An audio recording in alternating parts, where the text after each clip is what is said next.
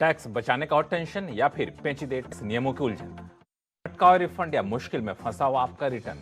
हर मुश्किल सवाल का आसान जवाब है टैक्स गुरु, जहां आप न सिर्फ अपना टैक्स बचाते हैं बल्कि हम टैक्स की उलझनों को सुलझाने के गुर भी आपको सिखाते हैं। नमस्कार, मैं हूं लक्ष्मण रॉय और आज आपके सवालों का जवाब देने के लिए हमारे साथ हैं जानी मानी टैक्स एक्सपर्ट गौरी चड्ढा। गौरी, आपका स्वागत है टैक्स गुरु में। और इस बार गौरी कई खास बातें आपको बताने वाले टैक्स पेयर्स के लिए, इसलिए अगले आधे घंटे तक कहीं जाइएगा नहीं, क्योंकि हम बताएंगे कि गिफ्ट में मिला हो गोल्ड या फिर खरीदा हुआ हो गोल्ड, उसे बेचने पर कैसी बनती है टैक्स की देनदारी। क्या यूलिप की मैच्योरिटी की रकम पर देना होगा long term capital gains tax, और साथ ही ये भी बताएंगे कि अगर गलती से ले लिया है इनपुट टैक्स क्रेडिट तो क्या रकम वापस करने के साथ साथ देना होगा ब्याज। सारे मुद्दों पर बातचीत करेंगे, लेकिन सबसे महत्वपूर्ण मुद्दा जो हर घर की पसंद होती है वह है गोल्ड। लोग कई बार गोल्ड खरीदते हैं, जरूरत पड़ने पर गोल्ड बेचते हैं। अब तो लोग गोल्ड को निवेश का एक बेहतर साधन ही मानते हैं। तो अक्सर कंफ्यूजन इस बात को रहता है कि गोल्ड जब हम बेचने जा रहे हैं तो उस पर टैक्स की देनदारी कैसे बनेगी। तो गोल्ड कई तरह से आपके पास आता है। एक होता है ये कि जब आपको पुश्तैनी गोल्ड मिलता है, मान लीजिए माता पिता के पास गोल्ड हो, आपके पास हो, आप बेचने जा रहे हो। कई बार आप गोल्ड खरीदते हैं, उसे बेचने जाते हैं। कई बार गोल्ड बॉन्ड बेचने जाते हैं। तो अलग अलग मुद्दों पर क्या अलग अलग टैक्स की देनदारी होती है, यही समझने की कोशिश करेंगे गौरी से। गौरी, सबसे महत्वपूर्ण बात, सबसे पहला सवाल ये कि मान लिया जाए किसी ने गोल्ड बेचना है और वो गोल्ड उसने खरीदा नहीं है बल्कि उसके माता पिता की तरफ से पुश्तैनी उसके पास मिला हुआ है, तो उसे बेचने पर क्या टैक्स लगेगा? लगेगा तो उस पर किस तरह से टैक्स कैलकुलेट होगा? जी लक्ष्मण, बिल्कुल। बहुत ग्रैंड पेरेंट्स और घर के बड़े अपने बच्चों को गोल्ड गिफ्ट करते हैं या अपनी विल के तहत वो अपना जो भी गोल्ड उनके पास है वो अपने बच्चों को या ग्रैंड चिल्ड्रन को देके जाते हैं। तो जो भी विल के तहत आपको कुछ भी मिलता है वो आपका टैक्स एग्जेम्प्ट होता है जब आपको मिल रहा है। लेकिन इसका मतलब ये नहीं है कि जब आप उसको बेचेंगे तो भी कोई टैक्स नहीं लगेगा। तो जब आप उस गोल्ड को बेचेंगे तो आपके ऊपर टैक्स लगेगा, और जो कॉस्ट ऑफ एक्विजिशन है वो प्रीवियस ओनर यानी कि जिन्होंने वो गोल्ड खरीदा था उनकी कॉस्ट ऑफ एक्विजिशन मानी जाएगी। हालांकि इसमें इंडेक्सेशन बेनिफिट मिलते हैं, और मेरा मानना यह है कि जब आपको कोई विल के तहत या कोई ऐसी गोल्ड गिफ्ट में मिलता है जो इनहेरिटेड होता है, उसको जब आपको वो मिले आप उसकी वैल्यूएशन करा लीजिए किसी वैल्यूएशन ऑफिसर से, और उनकी रिपोर्ट अपने पास रखिए ताकि आगे चल के आपको कोई दिक्कत ना हो। नहीं, लेकिन इसमें एक चीज बताइए कि आपने कहा कि जब कॉस्ट ऑफ एक्विजिशन जो होता है वो क्या विल के डेट से माना जाएगा, या फिर माता पिता ने कई बार उनको पुश्तैनी मिला हो तो बड़ा ही कंफ्यूजन नहीं हुआ कि कब लिया, 1970 में लिया, 1950 में कब लिया, उसको पता भी नहीं होता है, कैसे कैलकुलेट करेंगे आप? जी, इसीलिए मैंने कहा कि जब वो मिलेगा तो आप उसकी वैल्यूएशन करा लीजिए, और इंडेक्सेशन का बेनिफिट मिलता है। और इंडेक्सेशन का जो बेस ईयर है वो अब 2001 हो चुका है, तो आपको 2001 का जो बेनिफिट है वो मिल जाएगा।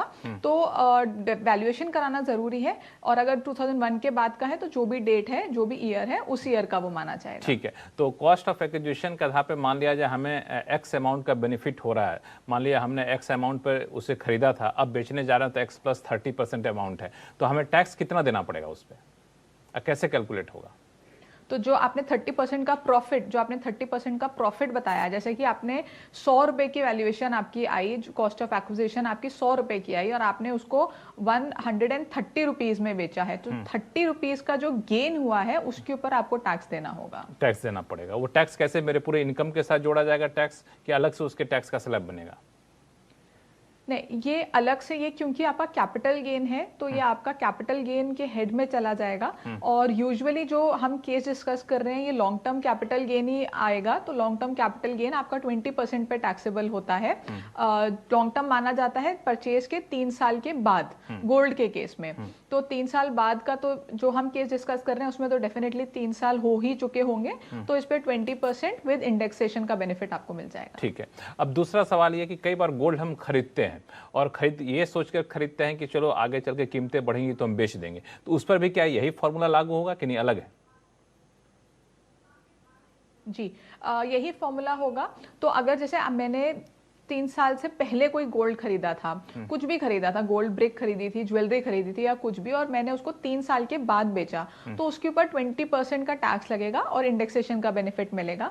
अगर मैंने विद इन 3 इयर्स बेच दिया, क्योंकि पिछले कुछ टाइम में गोल्ड का रेट काफी ज्यादा बढ़ गया, तो कई लोगों ने गोल्ड अपना निकाल दिया ये सोच के कि ये अच्छा मौका है, इसको निकाल के प्रॉफिट बुक कर लेते हैं। तो जिन्होंने 3 साल से पहले बेच दिया वो आपका शॉर्ट टर्म कैपिटल गेन हो गया, और वो शॉर्ट टर्म कैपिटल गेन आपके स्लैब रेट पे आ जाएगा।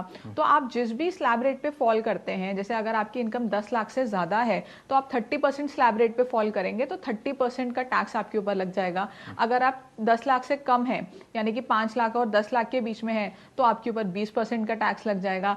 5 लाख से भी कम आपकी इनकम है तो आपके ऊपर 5% का टैक्स लग जाएगा। तो उस हिसाब से आपके ऊपर टैक्स लगेगा जो आपका स्लैब रेट है। इसमें सेकंड लास्ट क्वेश्चन ये है कि सरकार सोवरेन गोल्ड बॉन्ड भी जारी कर रही है, कई बार लोग लेते हैं पेपर गोल्ड जिसको कह भी रहे हैं, तो उस गोल्ड बॉन्ड को अगर हम इनकैश करते हैं तो उसमें हमें गोल्ड की बढ़ी हुई कीमत भी मिलती है, और गोल्ड की कीमत बढ़ गई है, साथ ही साथ 2.5% का इंटरेस्ट भी मिलता है, तो वहां पर टैक्स की देनदारी क्या कहती है?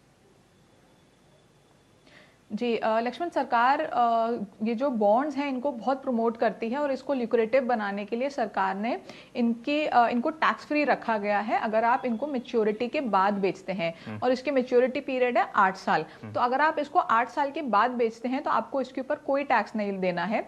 8 साल से पहले बेचते हैं और 3 साल के बाद तो आपको लॉन्ग टर्म कैपिटल गेन और अदरवाइज आपका शॉर्ट टर्म कैपिटल गेन, और जो इंटरेस्ट है, जो 2.5% का इंटरेस्ट आपने कहा, वो पूरी तरह से टैक्सेबल है, उसके ऊपर कोई छूट नहीं है। तो वो जो इंटरेस्ट आपको मिल रहा है वो इनकम फ्रॉम अदर सोर्सेज में जाके आपका टैक्सेबल हो जाएगा। चलिए, तो गोल्ड पे सारे टैक्स के उलझनों को आपने दूर कर दिया, लेकिन एक सवाल जो हर कोई जानना चाहता है कि गोल्ड हम कितना अपने पास रख सकते हैं बगैर डॉक्यूमेंट के, और डॉक्यूमेंट के कितना रख सकते हैं?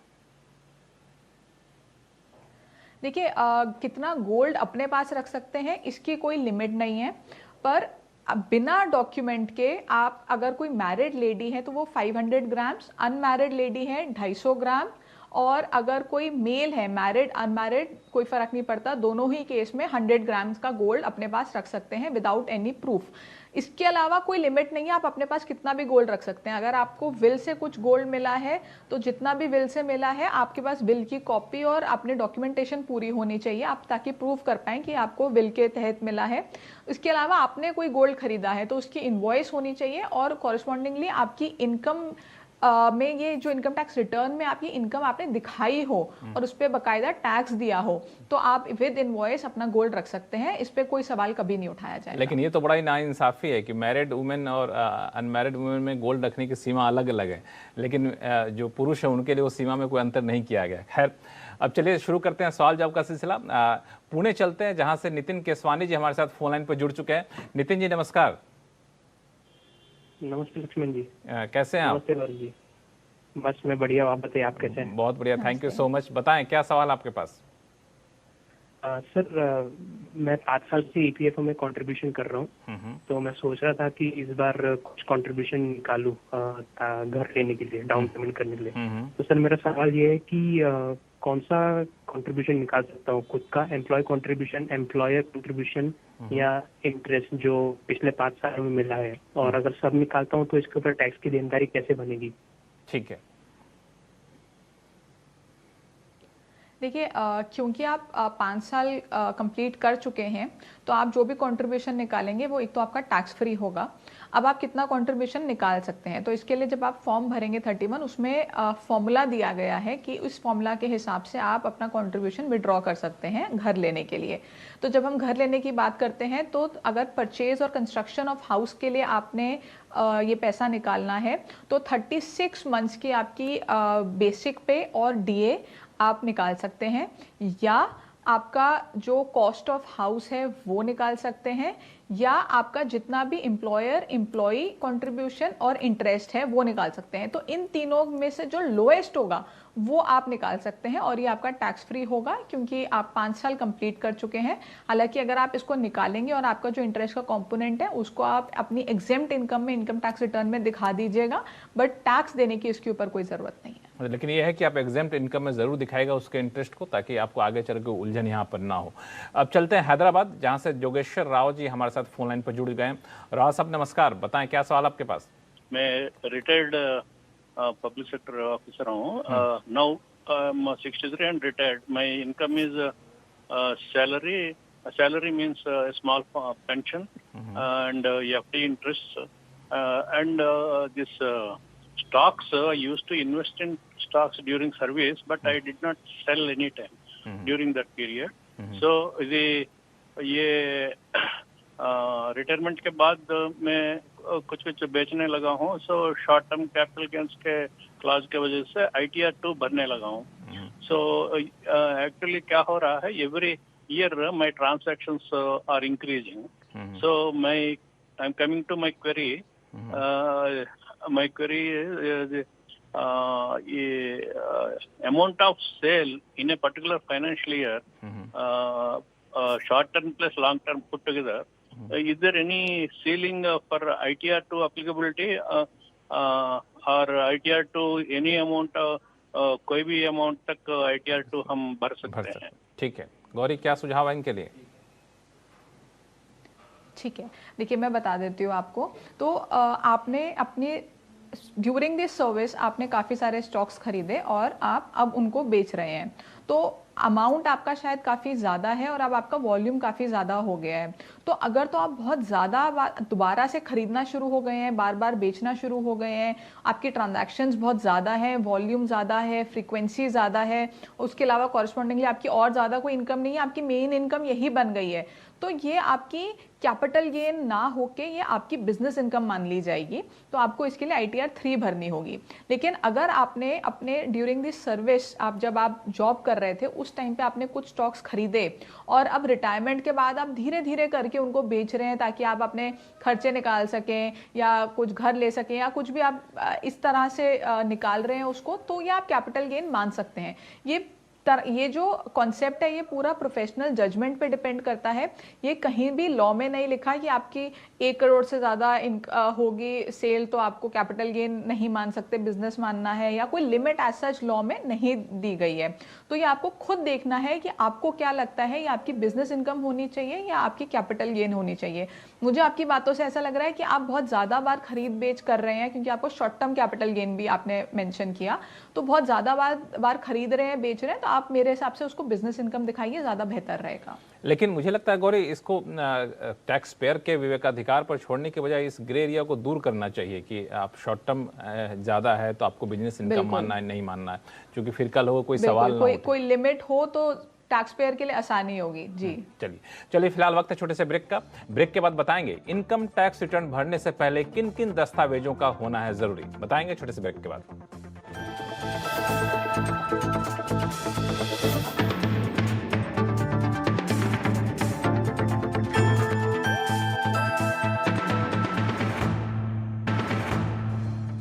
ब्रेक के बाद एक बार फिर से आपका स्वागत है। आप देख रहे हैं टैक्स गुरु और आपके सवालों का जवाब देने के लिए हमारे साथ बने हुए हैं जानी मानी टैक्स एक्सपर्ट गौरी चड्ढा।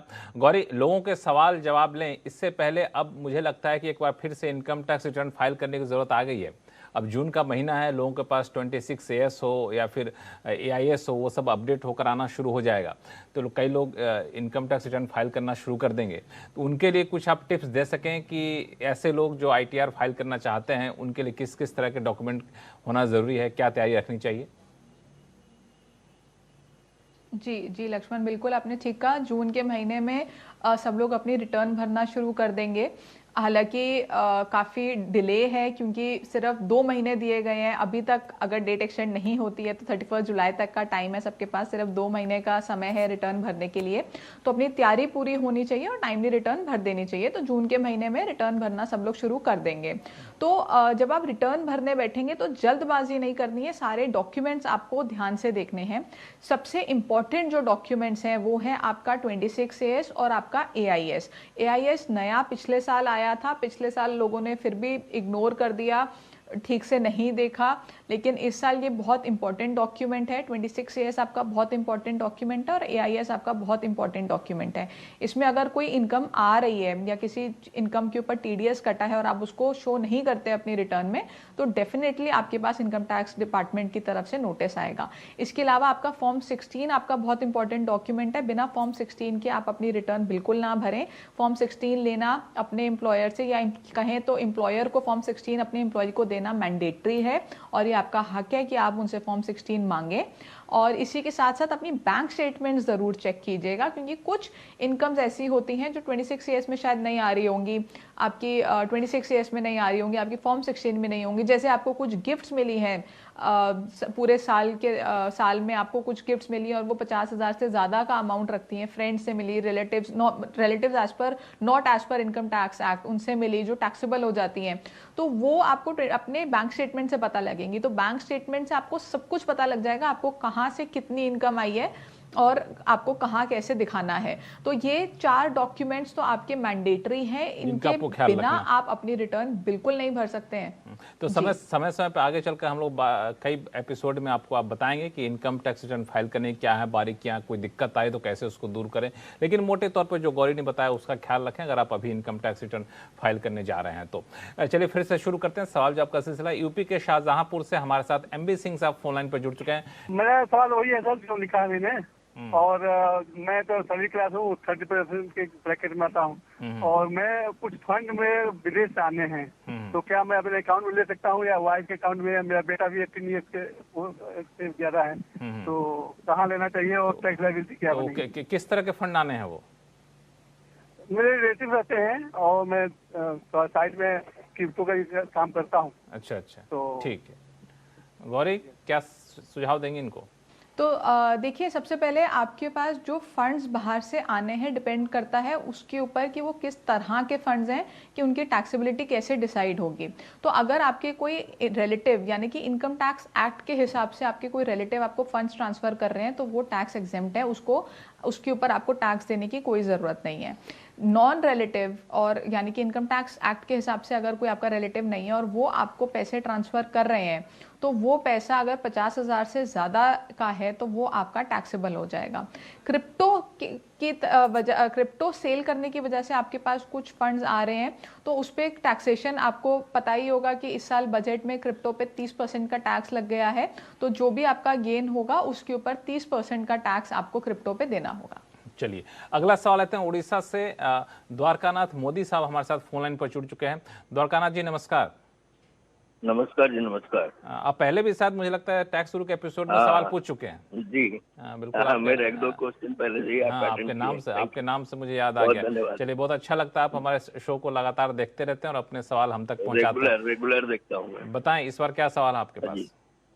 वही HUF में है, मेरा HUF फाइल है, मेरा इंडिविजुअल फाइल भी है। HUF में आपकी बार रेंट जो है करीबन 17-18 लाख रुपया हो जाएगा इस फाइनेंशियल ईयर में, और इंटरेस्ट इनकम भी है HUF में, तो 17-18 लाख के आसपास है। मेरा लड़का जो है वो इसी फरवरी में मैरिज किया है, तो मेरा लड़का का नाम से मैं HUF अलग से करके जो रेंटल इनकम इतना ज्यादा आने लगा उसको मैं 50% उसके नाम में ट्रांसफर, मतलब 50% रेंट वो ले, 50% मैं लूं मेरे HUF में और 50% उसके HUF में लिया जाए, ताकि क्या हो कि वो टैक्स का लायबिलिटी दोनों में कम हो जाए। हाँ, और थ्रेशोल्ड लिमिट जो 20 लाख क्रॉस नहीं करे ताकि GST नंबर लेना पड़े, क्योंकि थ्रेशोल्ड लिमिट जो है रेंट का 20 लाख से ऊपर होता है, GST लेना जरूरी अनिवार्य है।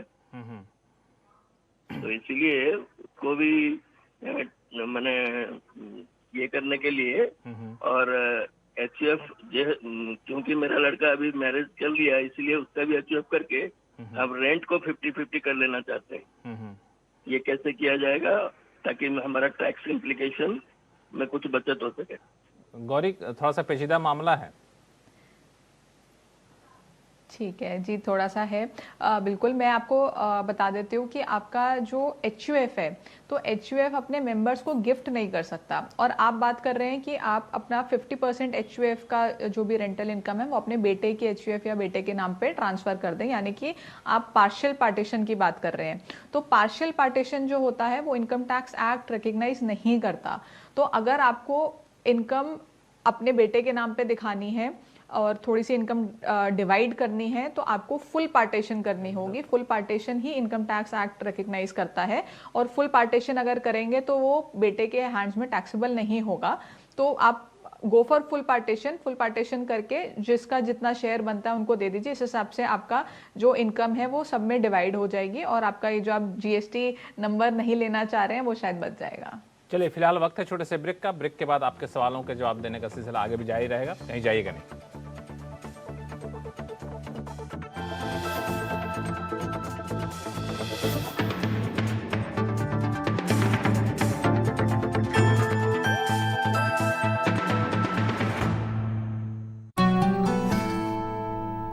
यार Ajay, look at your dad. हम इस उम्र में ऐसे रहेंगे क्या? बिल्कुल रहेंगे, अगर पापा जैसी सही प्लानिंग की तो। जैसे कि मेरे पापा ने इन्वेस्ट किया LIC के जीवन अक्षय में, जो दे रहा है इमीडिएट और guaranteed annuity at regular intervals, जिंदगी भर के लिए। वाह, पर हमें तो इस एज तक वेट करना पड़ेगा ना? बिल्कुल नहीं, हमने तो अभी इन्वेस्ट किया है LIC के न्यू जीवन शांति में, जो हमें देगा डिफर्ड एन्युटी, मतलब कुछ साल बाद से रेगुलर इनकम। आई सी। LIC के एन्युटी प्लान्स दे एन्युटी ऑप्शंस और नियमित इनकम पाने में फ्लेक्सिबिलिटी भी। LIC हर पल आपके साथ।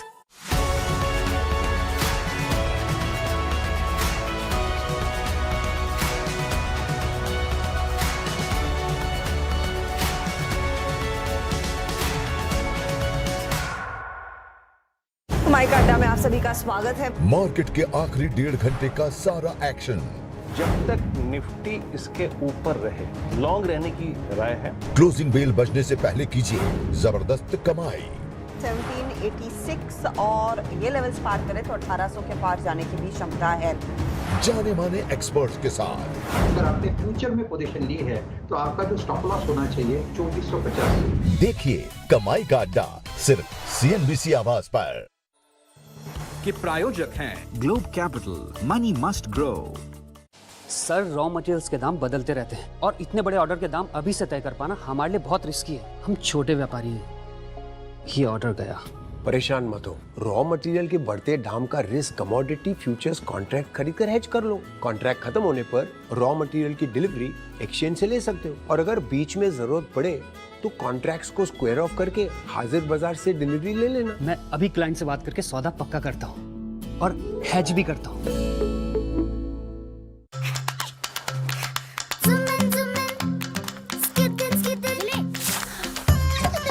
एबिक्स कैश हर खुशी के लिए काफी है।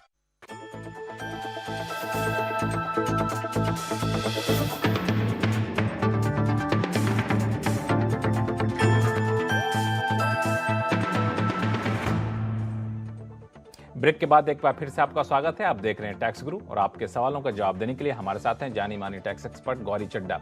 चलिए, ये सारे सवाल थे इनकम टैक्स से, अब बारी है जीएसटी से जुड़े सवाल लेने की।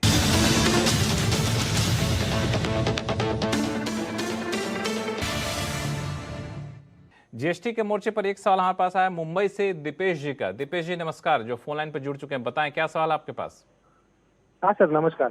बेटा मुझे कुछ पूछना था कि मैंने ना जीएसटी का इनपुट एक्स्ट्रा ले लिया था, उसके बाद में रिवर्स कर दिया। ठीक है। तो मैंने ना IGST एक्स्ट्रा लिया था, तो रिटर्न भरते वक्त है ना वो CGST SGST में यूज हो गया, लेकिन तीनों का टोटल बैलेंस जो है नेट टैक्स मेरा जो है वो पॉजिटिव बैलेंस था। तो मतलब ऐसी परिस्थिति में इंटरेस्ट का कैलकुलेशन कैसे होगा? ठीक है, देखिए आपने बेसिकली अपनी 3B में ज़्यादा इनपुट क्लेम कर लिया, तो इस केस में और आपने उसको यूटिलाइज नहीं किया है, तो इस केस में इंटरेस्ट वैसे लगेगा, लेकिन कुछ जजमेंट्स हैं जिसमें कहा गया है कि इस केस में इंटरेस्ट नहीं लगाया गया है। तो आपको खुद से मेरे हिसाब से इंटरेस्ट देने की ज़रूरत नहीं होनी चाहिए। अगर डिपार्टमेंट आपको नोटिस इशू करे या कहे कि आपका केस जीएसटी ऑडिट में आता है, तब आपको बोला जाए कि इंटरेस्ट पे कीजिए, तभी कीजिएगा, अदरवाइज करने की कोई ज़रूरत नहीं है, क्योंकि ये डिबेटेबल इशू है। आप ज़रूरी नहीं है कि आपको इस पर इंटरेस्ट देना है। और दूसरी बात ये कि आपका इंटरेस्ट जब तक आपने रिवर्स कर दिया तब तक ही लगेगा। तो ऐसा भी नहीं है कि आपका इंटरेस्ट लगता जाएगा तब तक जब तक डिपार्टमेंट आपको बोलता नहीं है। तो इंटरेस्ट तो आपका उतना ही लगेगा। तो डिपार्टमेंट की वेट कीजिए, जब वो बोलेगा तब आप इंटरेस्ट दे दीजिएगा। डिपार्टमेंट से आती है कोई चिट्ठी किस तरह के सवाल जवाब, तो फिर इसके हिसाब से आप अपना फैसला लीजिएगा। लेकिन फिलहाल अपनी तरफ से आगे बढ़ के इंटरेस्ट देना शायद अभी उतना ज़रूरी ना हो। टैक्स गुरु में फिलहाल इतना ही। अगर आपके पास भी कोई सवाल है तो आप हमें लिख भेजिए tax@moneycontrol.com पर। अपने सवाल के साथ अपना नाम और मोबाइल नंबर लिखना ना भूलें। नमस्कार, देखते रहिए CNBC आवाज़।